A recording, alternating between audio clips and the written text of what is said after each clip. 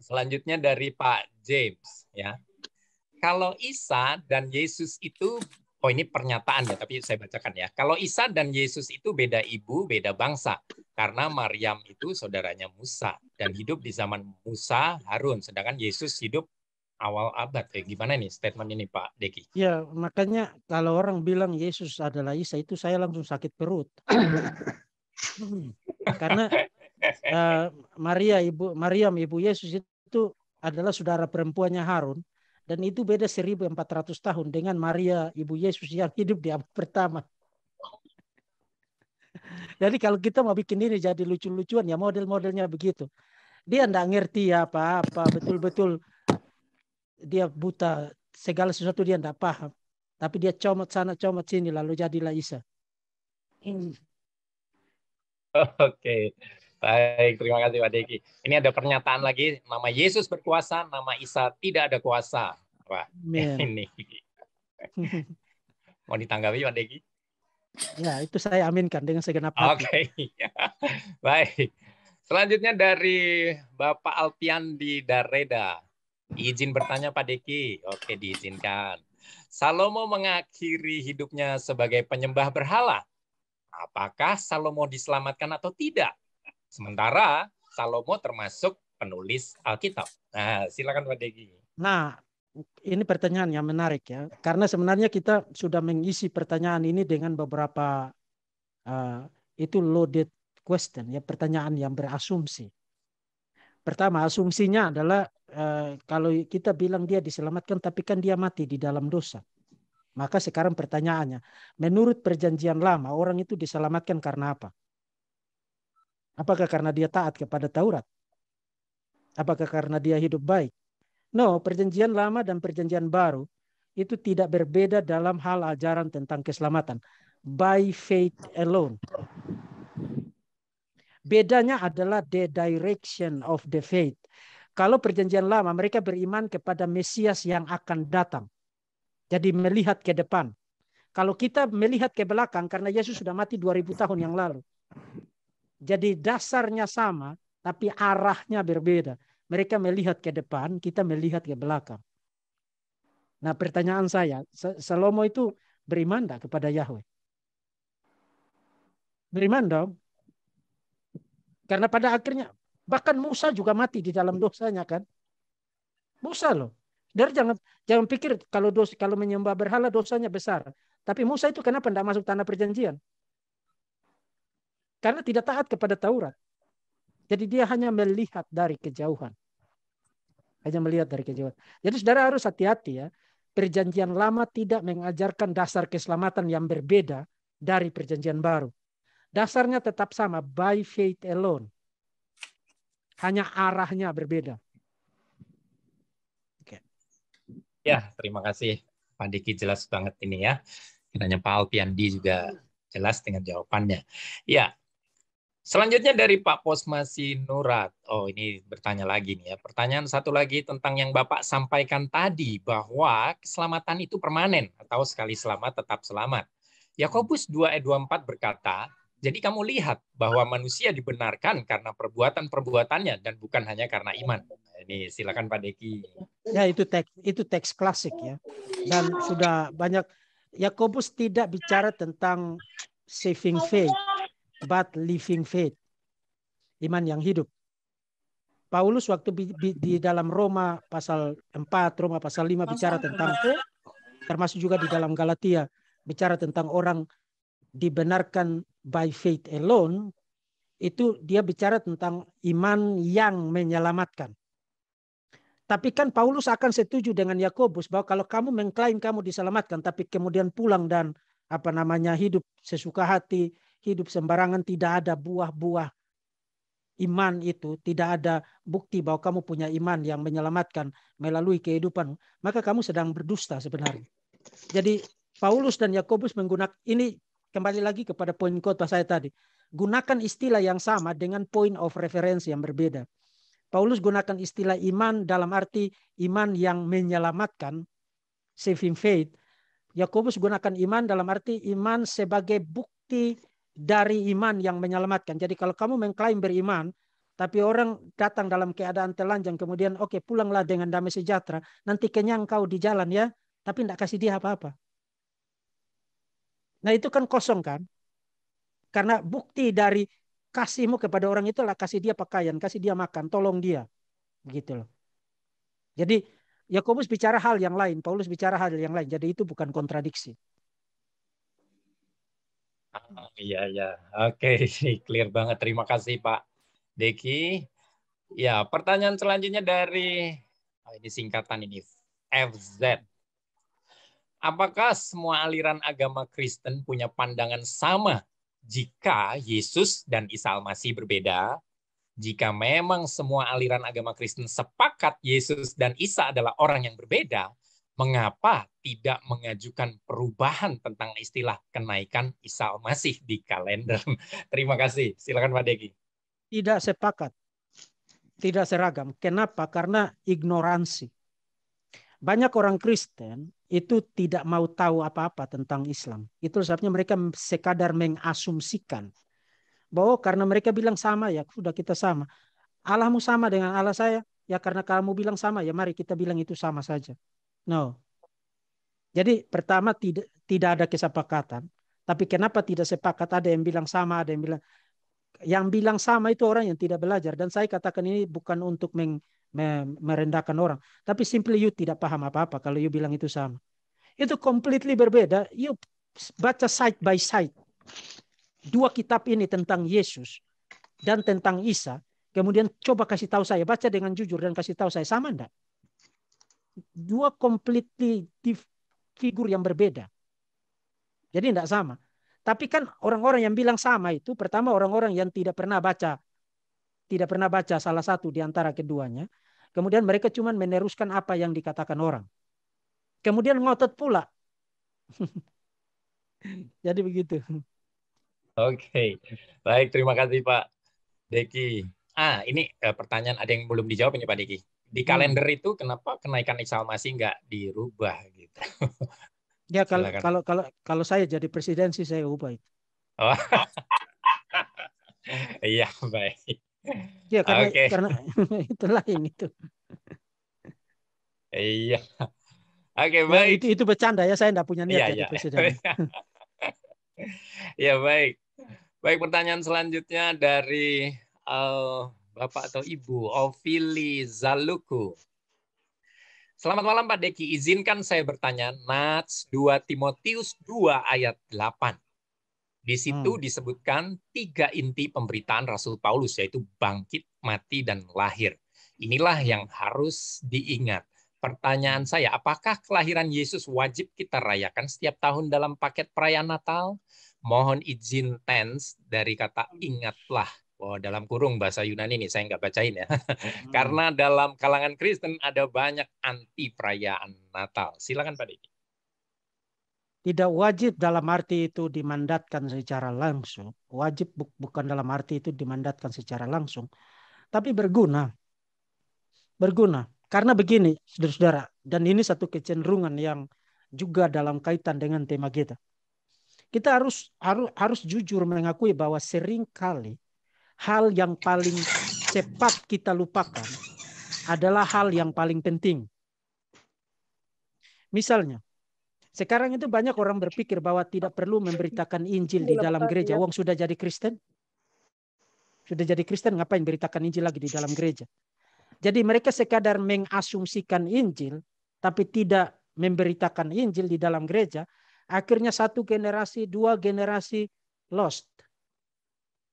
Kehilangan Injil. Karena tadinya berpikir, wong kita semua udah tahu tentang Injil, dan lain sebagainya. Itulah sebabnya remembrance, mengingat, itu adalah sesuatu hal yang sangat penting. Dalam kaitan dengan kematian Yesus juga, ingatlah. Mengingat itu sesuatu yang sangat penting. Dan supaya itu menjadi satu kebiasaan korporat, kebiasaan bersama, dan memberikan benefit spiritual bagi kita, kita rayakan dalam bentuk perayaan. Dalam poin itu saya mengatakan harus.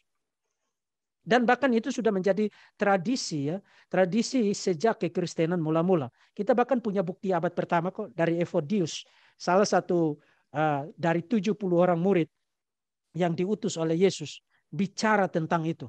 Kemudian abad kedua, abad ketiga tidak ada mata rantai sejarah yang hilang dalam kaitan dengan perayaan Natal. Dan saudara jangan salah, jangan membeli omong kosong bahwa perayaan itu Natal itu perayaan kafir. Siapa yang bilang kepada saudara itu? No, itu bukan perayaan kafir. Justru perayaan Sol Invictus pada abad keempat, Kaisar Aurelianus bikin perayaan itu sebagai perayaan tandingan untuk perayaan Natal. Jadi perayaan Natal duluan baru ada Sol Invictus. Jadi jangan dibolak-balik. Oke. Jadi panjang terima ya? kasih. Panjang banget kan? Iya, jawabannya baru saya dengar juga nih Pak Sorry. Diki, luar biasa. Oh enggak apa-apa ini Pak Diki, karena ini kan waktu bebas ya. Jadi Iya. pokoknya kita nyantai di sini. Oke. Selanjutnya sebentar ini saya kehilangan. Dari Ibu Telda Bunga. Apakah seorang pembantu jemaat bisa memimpin perjamuan? Monggo Pak Diki. Saya mungkin jawab secara normatif saja ya. Menurut tata gereja itu tidak boleh. Ya boleh karena itu adalah satu upacara yang sakral ya, satu sakramen yang sakral, dan itu harus dilayangkan oleh pihak yang punya otoritas di dalam gereja untuk menjalankan itu. Jadi dalam hal ini ingat kita orang-orang reformasi, orang-orang Protestan itu kan percaya sola scriptura kan, hanya Alkitab firman Tuhan. Sumber dan otoritas tunggal kita itu Alkitab. Tapi jangan menjadi solo scriptura. Seakan-akan tradisi gereja itu tidak penting. Karena ingat bahwa Yesus sendiri mengatakan kepada para murid, kalau Roh Kudus datang, dia akan memimpin kamu ke dalam seluruh kebenaran. Dan Roh Kudus bekerja bukan hanya pada era para rasul, tapi juga bekerja melalui para bapak-bapak apostolik, bapak-bapak gereja, dan lain sebagainya. Dan kita mendapatkan tradisi itu dari sejarah kekristenan. Jadi itu harus dihargai. Karena kalau siapa saja bisa menjalankan sakramen, kacau lah. Akan menjadi kacau balau itu. Ya, baik. Terima kasih Pak Diki. Ya, selanjutnya pertanyaan dari ini Pak James lagi. Nah, bagi saya hanya Yesus Tuhan, Bapa dan Raja Sorga. Tak ada nama atau sebutan lain sesuai Kisah Para Rasul 4:12 dan 2 Korintus 11 ayat 4. Lalu siapakah yang memberi huruf hidup atau vowel pada tetragrammaton YHWH itu? Silakan Pak Deki. No, itu hanya tradisi membaca ya, karena sampai sekarang saja orang tidak benar-benar yakin cara membaca yang tepat itu bagaimana. Ada yang membacanya Yahweh, Yehuwa, Yehova, Yahwa. Oh, banyak sekali. Tapi yang umumnya, tradisi membaca yang umumnya adalah Yahweh atau Yehova. Oke. Baik Pak Deki. Terima kasih untuk jawabannya. Selanjutnya dari Bapak atau Ibu Al.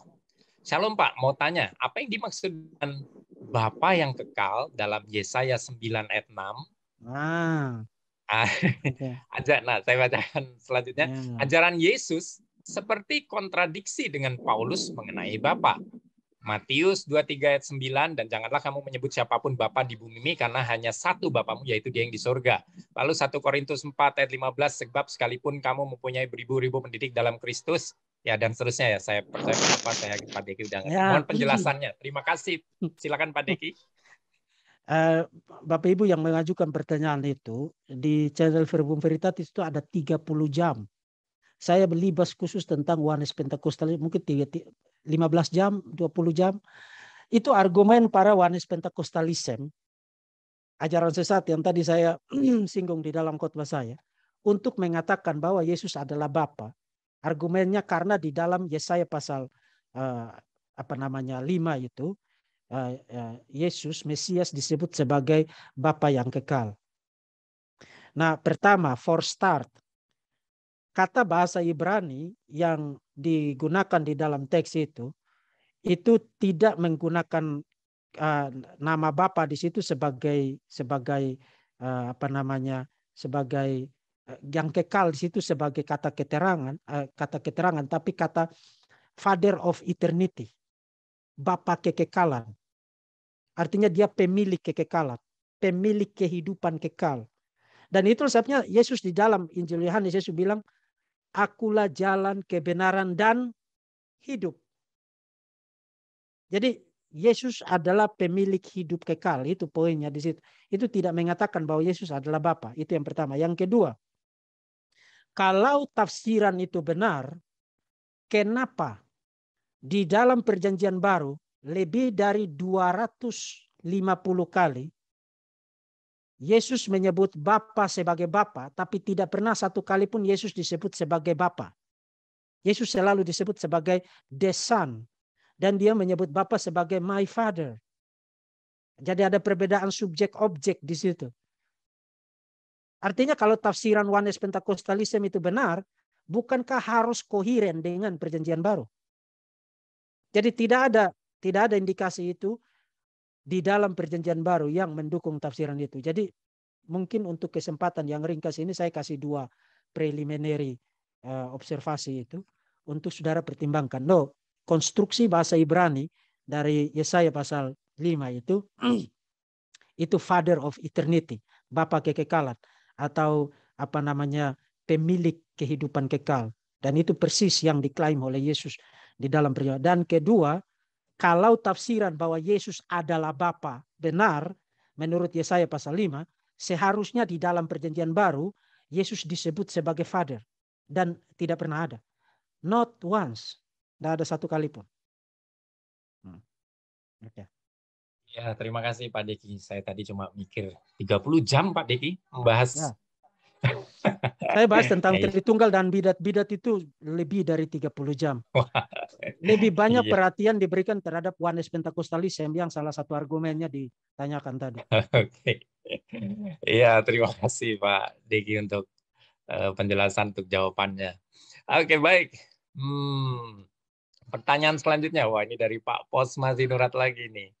Ya, ini pertanyaannya masih lumayan nih, banyak juga ya. Pertanyaan satu lagi tentang yang Bapak sampaikan tadi bahwa keselamatan itu permanen. Sekali selamat tetap selamat.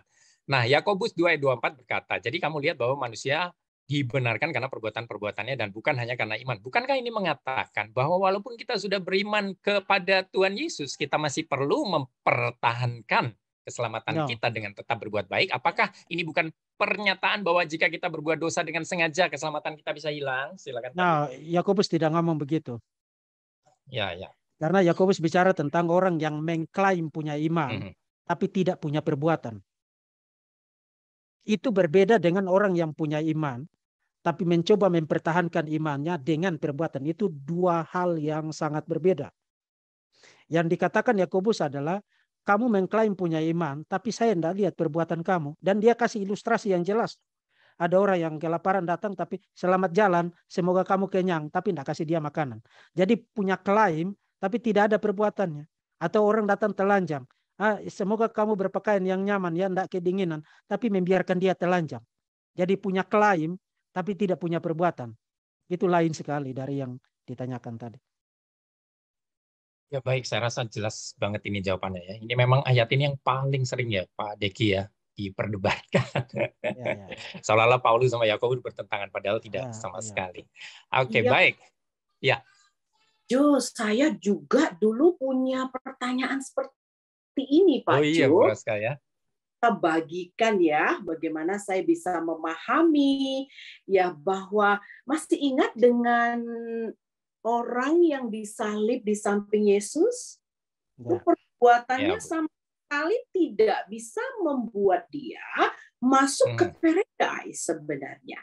Tetapi si orang yang disalib di samping Yesus, yang Yesus berkata, sekarang ini juga kau ada bersamaku di paradise. Nah, orang ini meletakkan imannya kepada Yesus, bahwa Yesuslah satu-satunya yang bisa menyelamatkan dia dari hukuman dosanya, yaitu api neraka, dan dia percaya kepada Yesus, Dan Yesus bisa melihat hati si orang jahat ini benar percaya kepada Yesus tanpa harus melakukan perbuatan baik yang hanya bisa dilihat oleh manusia. Jadi saya akhirnya mengerti begini, bahwa mereka yang percaya kepada Yesus, Yesus mengampuni dosanya dan diselamatkan. Dia mempunyai masa depan, yaitu surga. Nah sekarang Yakobus, aku bukan Tuhan loh. Aku bukan Tuhan yang bisa melihat iman di hatimu loh. Seperti penjahat di kayu salib. Karena itu kau di mataku. Kau bilang kau beriman, tunjukkanlah imanmu itu lewat perbuatan. Jadi iman yang menyelamatkan itu adalah iman ketika kita melihat Yesus, percaya kepada Yesus sebagai Tuhan dan Juru Penyelamat, seperti penyamun itu. Kalau di mata orang-orang yang memandang si penyamun, mana perbuatan baikmu? Tapi Yesus melihat hati si penyamun, you believe in me. Nah, Yakobus bukan Tuhan. Karena itu Yakobus berkata, mana perbuatanmu? Imanmu mana? Aku kan gak bisa lihat hatimu. Kalau hatimu itu percaya Yesus. Tetapi aku bisa melihat kau percaya Yesus dari perbuatanmu. Karena itulah Yakobus berkata, iman tanpa perbuatan adalah mati. Ya, jadi manusia perlu melihat bahwa kita beriman kepada Yesus. Tunjukkan iman dengan perbuatan. Yesus sendiri, dia tidak perlu perbuatan kita. Dia lihat hati kita. You have me in your heart. Dan kau produce itu di dalam sikap dan perbuatanmu. Jadi untuk ayat ini dulu saya bingung banget Pak Jo. Sekarang saya sudah paham. Ya, terima kasih. Iya, terima kasih Bu Radka sudah melengkapi. Ya, dan tambah paham ini waktu Pak Deki tadi udah jelasin ya. Saya nancap itu yang apa? Saving faith sama living faith ya, Pak Diki ya, betul ya? Ya. Itu juga mantap sekali itu ya jawabannya. Oke, baik. Kita lanjutkan. Wow, masih ada 93 orang. Hebat juga ini ya. Ya, baik. Kita lanjutkan pertanyaan selanjutnya dari Ibu Rentalin Sihite. Apakah setiap orang berpindah dari kepercayaannya yang lama menjadi pengikut Yesus Kristus harus dibaptis? Lalu yang membaptis harus pendeta atau evangelis juga dibenarkan? Silakan Pak Diki. Harus dibaptis ya, itu kan dimandatkan di dalam firman Tuhan kan. Tapi saudara jangan, karena di dalam sejarah gereja nanti orang berdebat lagi apakah baptisan itu perlu untuk keselamatan atau tidak. Nah, kita jangan ke situ dulu, tapi bahwa harus dibaptis ya harus dibaptis. Yesus yang bilang begitu kan. Pergilah kemudian baptislah, jadikan mereka muridku dan ajar, dan jadi harus dibaptis. Apakah harus oleh pendeta atau evangelis? Itu yang tadi saya katakan bahwa saudara harus menghargai tradisi gereja tempat di mana saudara bergereja. Karena ada tata gereja yang mengharuskan supaya pelayanan itu dijalankan oleh pejabat yang punya wewenang untuk menjalankan itu. Nah, jadi supaya ada keteraturan di dalam gereja, maka ada aturan semacam itu. Nggak usah dipersoalkan yang begitu-begitulah. Ikuti aja tata gerejanya. Iya, iya betul. Itu yang paling bijaksana gitu ya Pak Deki ya. Oke, baiklah. Oke, masih banyak pertanyaan ini ya. Nah, selanjutnya dari Ibu Lian, Ibu atau Bapak ya, Bapak Lian Tanjung. Nah, ini pertanyaan juga banyak ditanyakan. Analogi Tritunggal apa Pak yang dipakai paling pas? Tidak ada analoginya. Dan ini saya mau kasih tahu kepada saudara-saudara, saudara akan berakhir dengan mendistorsi Trinity kalau saudara menggunakan analogi. Perjanjian Baru tidak mencoba menggunakan analogi apapun untuk bicara tentang Father, Son, and Holy Spirit. Tidak ada. Saudara cukup jelaskan menggunakan konsep-konsep Alkitab saja. Karena apa? Karena orang cenderung mengharuskan analogi karena mereka pikir bahwa sesuatu itu akan menjadi jauh lebih baik diilustrasikan kalau menggunakan gambar yang visible, yang kelihatan. Salah. Karena di dalam di dalam pemahaman intelektual itu ada yang namanya word picture yang tidak bisa digambar menjadi painting picture. Saya kasih satu contoh. Kembali ke Wahyu pasal 5 ya. Jadi waktu penghulu malaikat itu berteriak, siapa yang layak untuk membuka scroll ini? Kemudian tidak ada yang didapati layak. Seluruh dunia betul-betul tidak ada yang didapati layak. Kemudian Yohanes meratap. Karena kalau tidak ada yang layak, maka seluruh rencana keselamatan itu tidak bisa dieksekusi. Artinya no salvation, tidak ada keselamatan, no hope. Semua akan berakhir dengan kebinasaan. Karena seluruh decree, ketetapan Tuhan mengenai keselamatan itu ada di dalam scroll itu. Itu picture-nya. Jadi ketika Yohanes meratap, kemudian ada malaikat yang berseru, John, John, jangan meratap. Lihat, singa dari Yehuda layak membuka gulungan kitab itu. Jadi yang dia ngomong adalah singa dari Yehuda. Tapi begitu John menoleh, yang dia lihat apa? Anak domba yang disembelih. Jadi poinnya itu bukan separuh singa dan separuh domba. Bukan. Tapi singa itu adalah anak domba. Nah, coba you gambar itu. Singa adalah anak domba. Bisa nggak? Bisa gila kamu? You nggak bisa gambar singa adalah anak domba dan anak domba itu adalah singa. Tapi you bisa gambar itu melalui kata-kata. Singa adalah anak domba. Words kan? Itu yang namanya word picture. Kata-kata bergambar. Jadi kita bisa gambar itu dengan kata-kata, tapi kita tidak bisa paint itu. Jadi kalau misalnya ada beberapa gereja di Eropa yang saya lihat yang kacanya itu bagus ya, kena cahaya, itu muncul gambar muka Yesus seperti separuh singa, separuh anak domba. Itu stupid. No, Yesus bukan separuh singa, separuh anak domba.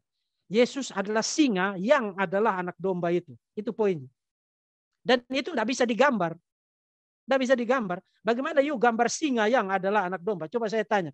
Panggil pelukis terkenal yang paling brilian sekalipun di dalam dunia ini. Tolong gambar itu bagi saya. Yuk tidak bisa. Tapi itu bisa digambar dengan kata. Jadi gunakan terminologi, konsep-konsep dari Alkitab untuk menjelaskan tentang Trinity. Fred Sanders dari Oxford ya, dia ahli dalam Trinity ya. Dia seorang profesor yang sangat terkenal. Dan dia sebenarnya sederhana kita mau bicara tentang Trinity. Kalau orang bertanya Trinity itu seperti apa?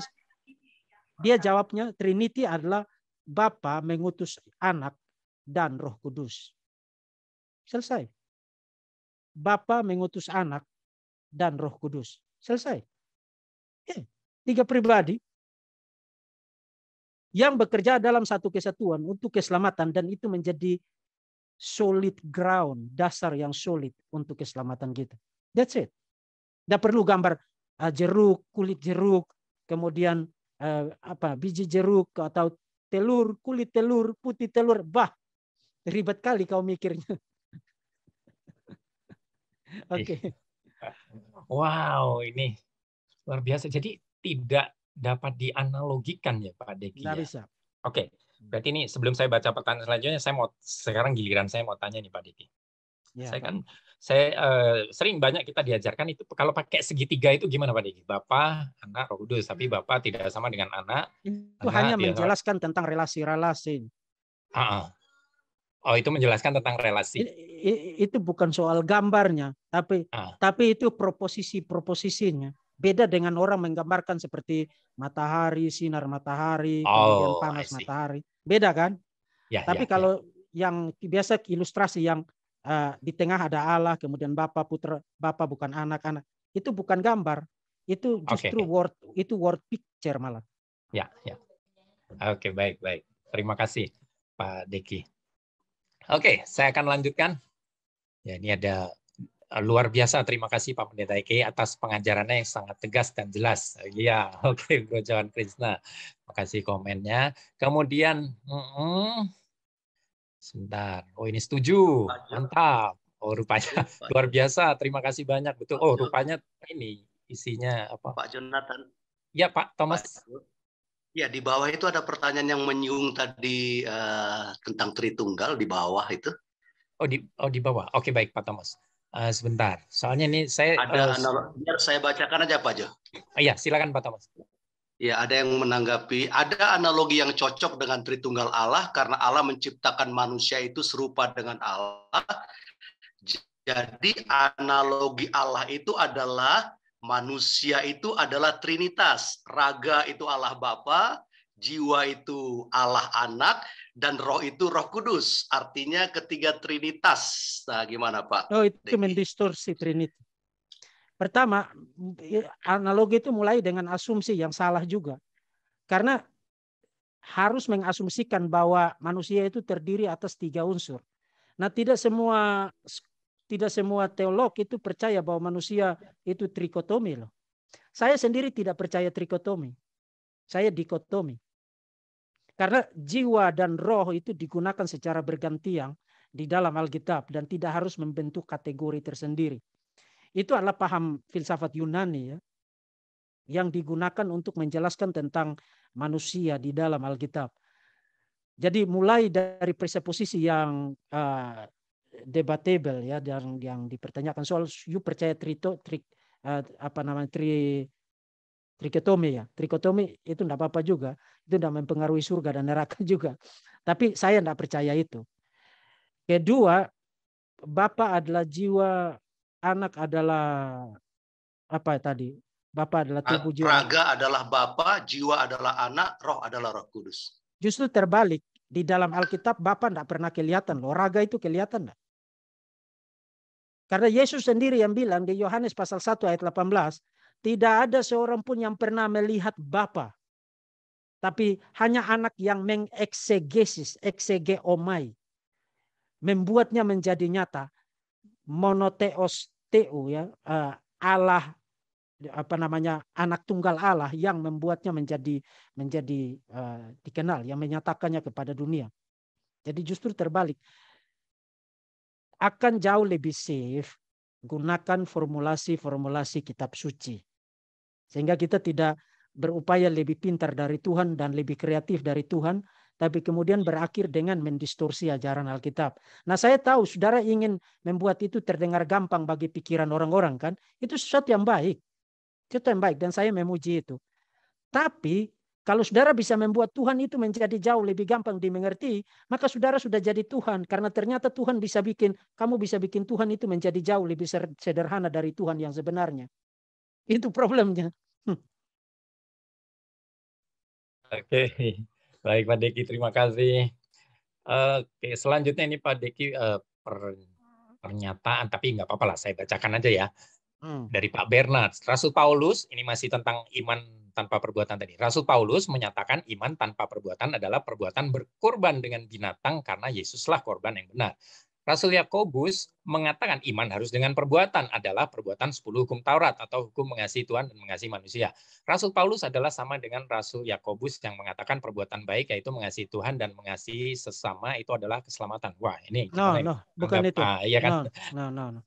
Iya, di dalam surat-surat Paulus, terutama di dalam surat Roma dan surat Galatia, waktu dia bicara tentang ta erga tu nomo, jadi works of the law, perbuatan-perbuatan Taurat, itu dia bicara tentang sesuatu yang sangat legalistik.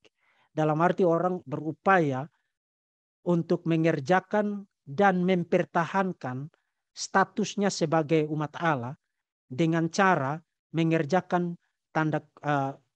terjemahan literalnya perbuatan Taurat atau pekerjaan Taurat. Ta ergatu nomo. Jadi dia bicara tentang keseluruhan sistem legalistik yang orang mengerti, oke, kalau saya mau dapat status itu, saya harus lakukan sesuatu. Dan setelah saya dapat status itu, saya harus menjaga status itu dengan cara taat kepada Taurat. Itu yang disebut dengan legalisme. Nah, memang ini sekadar untuk merangsang saudara bahwa ini sesuatu yang sangat besar ya. Memang akhir-akhir ini pandangan itu kemudian ditantang oleh apa yang disebut dengan new perspective on Paul. Perspektif baru mengenai Paulus. Bagi saudara yang studi perjanjian baru atau ikut kuliah saya di STTRI, pada masih jadi mahasiswa aja supaya bisa belajar. mereka yang ada dalam kategori new perspective on Paul challenge itu. Jadi mereka mencoba membatasi bahwa works of the law, pekerjaan-pekerjaan Taurat itu hanya terbatas pada 3 hal. Sunat, Sabat, dan dietary law. Makanan, hukum tentang makanan. Tapi bukan satu ketaatan yang legalistik. Cuman problem dari pandangan ini sekarang adalah kita punya bukti dari Dead Sea Scrolls yang menggunakan ta erga tunomo secara legalistik seperti pembacaan reformasi mengenai surat-surat Paulus. Oke, jawabannya sudah sangat panjang, jadi saya singkat aja lah. Udah. Iya, baik. Terima kasih Pak Diki. Ya ini tadi saya bacakan karena menurut saya memang penting ini harus diluruskan gitu lah ya. Oke, baik. Pertanyaan selanjutnya dari Pak Peter. Pak Jonathan. Oh ya Pak Thomas. Iya, Pak Bernard Simarmata mencontohkan keselamatan karena perbuatan ya dari Roma 2 ayat 7 ini Pak. Yaitu hidup kekal kepada mereka yang dengan tekun berbuat baik, mencari kemuliaan, kehormatan, dan ketidakbinasaan. Roma 2 ayat 7 Pak, hidup kekal kepada mereka yang dengan tekun berbuat baik. Apa maknanya Pak? Ya, jadi kalau kita membacanya begitu, maka kita membuat Paulus bertentangan dengan dirinya sendiri. Di dalam surat Roma, karena persis satu pasal setelah itu Paulus bilang tidak ada orang yang benar. Tidak seorang pun yang benar. Semua orang telah berbuat dosa dan telah kehilangan kemuliaan Allah dan upah dosa ialah maut. Jadi harus hati-hati membuat penekanan-penekanan tertentu. Kemudian kita berakhir dengan membuat Alkitab berkontradiksi dengan dirinya sendiri. Misalnya juga di dalam surat Filipi kan, kerjakanlah keselamatanmu. Ya. Jadi keselamatan itu kita kerjakan supaya dapat. No, itu bukan itu maksud Paulus. Karena persis di dalam surat yang sama Paulus bilang, bahkan Tuhan sendiri yang mengerjakan keinginan. Mengerjakan baik keinginan dan perbuatan. Jadi Tuhan yang kerjakan. Tapi dia bilang kerjakanlah keselamatanmu. Jadi harus berhati-hati untuk jangan membaca Alkitab kemudian kita membuat Paulus bertentangan dengan Paulus sendiri. Baik Pak Bernard dan semua rekan-rekan yang lain nanti seandainya ada yang belum puas untuk ini. Kami berharap nanti Pak Deki bisa hadir lagi ya bulan yang akan datang khusus tentang keselamatan melalui perbuatan ini karena banyak sekali ditanyakan Pak. Iya. Kalau memang saya mau dijadwalkan next kita bicara khusus tentang keselamatan. Tadi saya letakkan dulu dasar tentang the gospel, kemudian baru kita bicara tentang keselamatan. Jadi next kita bicara tentang itulah. Yang sedang mencoba menghunus pedang simpan aja nanti untuk bulan depan. Baik Pak Bernard dan kawan-kawan, siapkan pedangnya Pak. Silakan lanjut Pak Jo. Iya baik. Terima kasih Pak Deki untuk kesediaan Bapak ya bulan depan ya. Wah asik banget ini ya malam hari ini. Ini wah masih berderet ini Pak Deki ini ya pertanyaannya. Oke dari Pak Peter.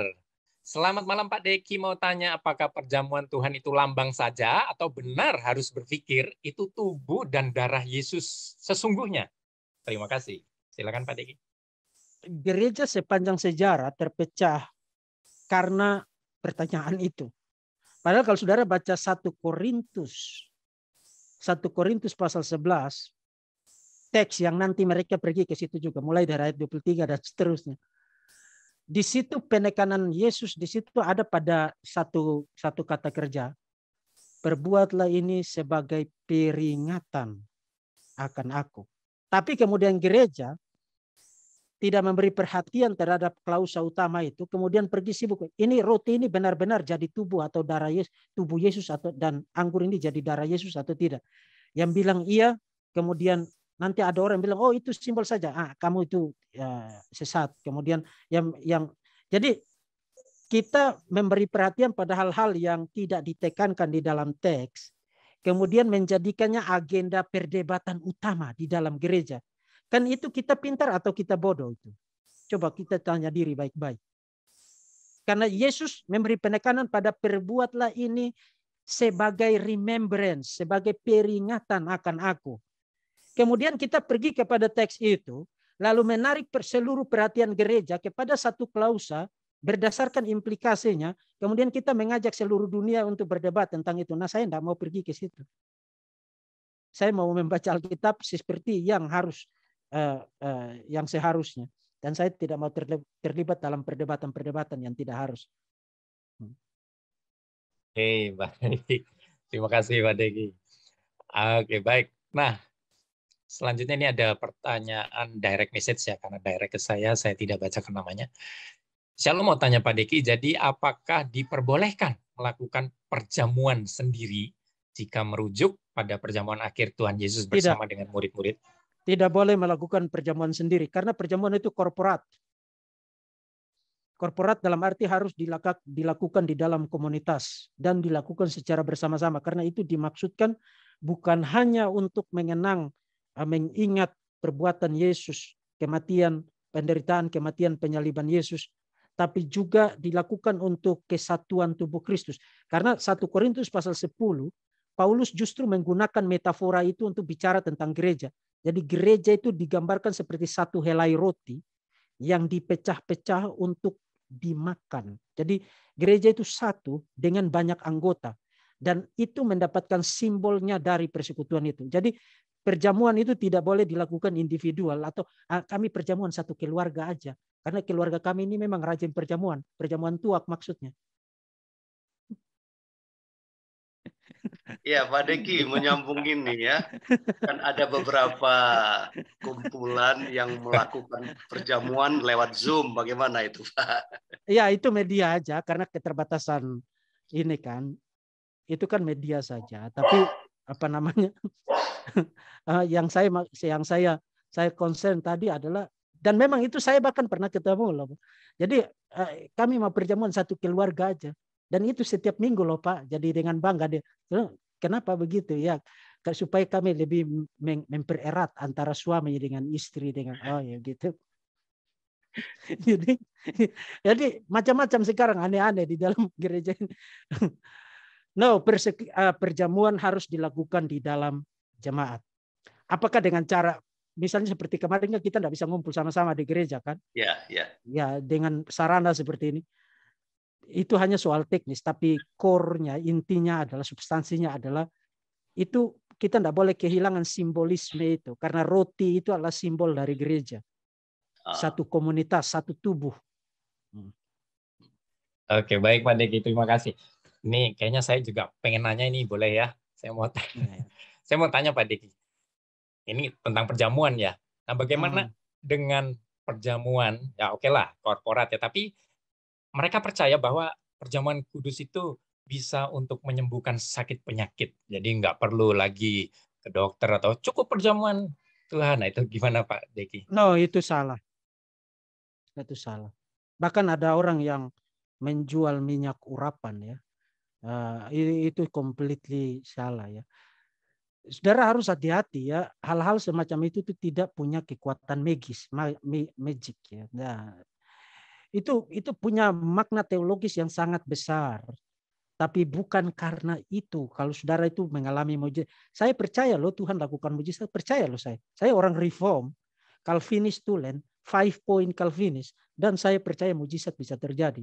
Tapi saudara jangan juga kebangetan begitu loh. Bahkan perjamuan aja saudara jadiin sebagai magic begitu. Bahkan di kampung saya Pak.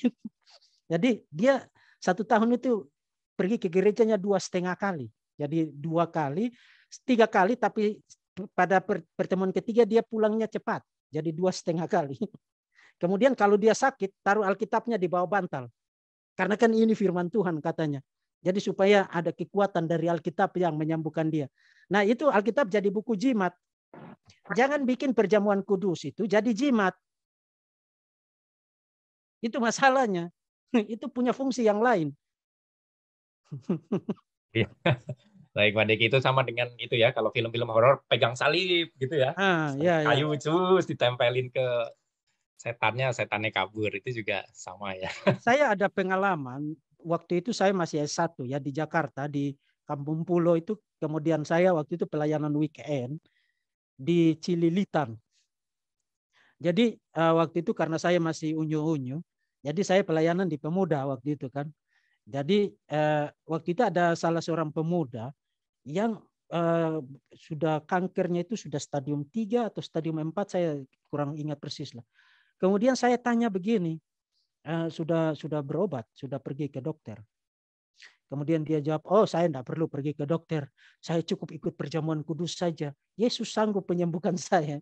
Jadi sayang sekali, sekarang anak muda itu sudah meninggal ya, sudah meninggal. Nah itu sesuatu yang sangat naif, dan tolong para pendeta, para hamba Tuhan, tolong jangan ngajar jemaat begitu, tolong. Itu berbahaya sekali, berbahaya sekali. Kalau Tuhan bekerja dengan cara yang seperti itu, kenapa Tuhan kasih intelektual wisdom, kemampuan kepada orang untuk menemukan teknologi tentang medis, tentang obat-obatan? Para dokter itu harus menghabiskan uang ratusan juta hanya untuk studi tentang itu. No, Tuhan bekerja memakai, even saudara masuk rumah sakit pun Tuhan tidak kurang berkuasa. Begitu. Tuhan bisa bekerja dengan cara yang seperti itu. Jadi tolong jangan ngajarin jemaat begitulah. Kasihan orang. Iya, baik. Terima kasih Pak Deki. Ini terus terang masih banyak ini pertanyaannya. Nah, ini waktu kan sudah 20.57. Kita sepakat dulu nih ceritanya nih ya. Mau kita selesai sampai jam berapa ini? Ya, Satu pertanyaan lagi lah, sampai jam 9 lah. Oh, berarti sampai jam 9 aja Pak Deki. Iya, sampai jam 9. New message-nya ini masih di tempat saya masih 29. Silakan nanti kita lanjutkan di next kan. Ya. Oke. Nanti saya khotbahnya nggak lama nanti, jadi kebanyakan tanya jawab. Baik, Pak. Mantap Pak Deki. Iya. Silakan Bu Roska. Oh enggak, saya kira sampai jam 12 malam. Iya. Oke, jadi satu lagi ya. Ini ada beberapa pernyataan, saya skip aja lah ya, atau gimana ini? Dari Pak Bernard, apakah perlu saya baca kembali? Tapi Pak Deki tinggal sedikit waktunya, jadi saya itu aja ya, pertanyaan aja lah ya, yang saya baca ya. Mohon maaf Pak Bernard ya. Satu lagi deh ini, dari Pak Beni. Pak Deki, kalau Tritunggal itu sudah ada di Kejadian 1, menurut Bapak bagaimana?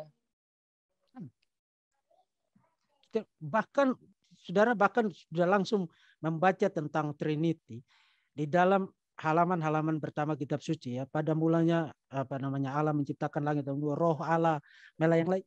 Kata melayang-layang di situ, kalau saudara baca di dalam konteks Kejadian saja, itu adalah kata yang hanya muncul 2 kali di dalam Perjanjian Lama, dan digunakan dalam konteks Yahweh, itu digambarkan seperti mengerami anak-anaknya, melindungi anak-anaknya, menudungi anak-anaknya. Jadi itu bukan hanya sekadar satu kekuatan kreatif. Misalnya ada seorang profesor Perjanjian Lama namanya Bruce Waltke, dia menerjemahkan Kejadian 1 ayat 2 itu sebagai wind from God, angin dari Allah. Bagi saya itu stupid dan itu ignoran. No, you tidak punya hak untuk mendistorsi teks itu. Memang betul kata ruah itu bisa berarti wind ya. Tapi you harus baca itu di dalam konteksnya. Itu bukan hanya sekadar satu impersonal force, satu kekuatan impersonal, tapi itu satu language yang bicara tentang Roh Kudus sebagai pribadi dan mengerjakan pekerjaan yang prerogatif, eksklusif dikerjakan oleh Yahweh. Dan ada satu hal yang menarik lagi kalau baca ya, Hilary of Poitiers, Bapak Gereja abad keempat pasca Konsili Nisea. Kalau saudara baca narasi penciptaan itu, dikatakan maka berfirmanlah Tuhan, kemudian jadilah terang, maka terang itu jadi. Hilary of Poitiers menjelaskan bahwa kalau saudara baca secara teliti, Tuhan memberi komando, kemudian ada yang melaksanakan itu. Saya bahkan sudah jelaskan itu sekitar 90 menit dari tulisan Hilary of Poitiers ya. Trinity is all over the place. Hanya orang yang buta yang tidak melihat itu di dalam Perjanjian Lama. All over the place. Oke. Baik Pak Deki, terima kasih Wah, ini luar biasa ini ya. Semua jawaban-jawabannya benar-benar kuliah kelas berat ini ya malam ini. Ya, baik. Silakan Pak Thomas mau sampaikan Ya. sesuatu. Baik, terima kasih Pak Diki untuk extra time-nya, kita bersyukur ya. Bagi saudara-saudara yang masih nanti rindu mendapat penjelasan, apakah nanti mau mengargue, mendebat, silakan ya, ini forum yang bebas. Tujuan kita men-sharekan kebenaran ya.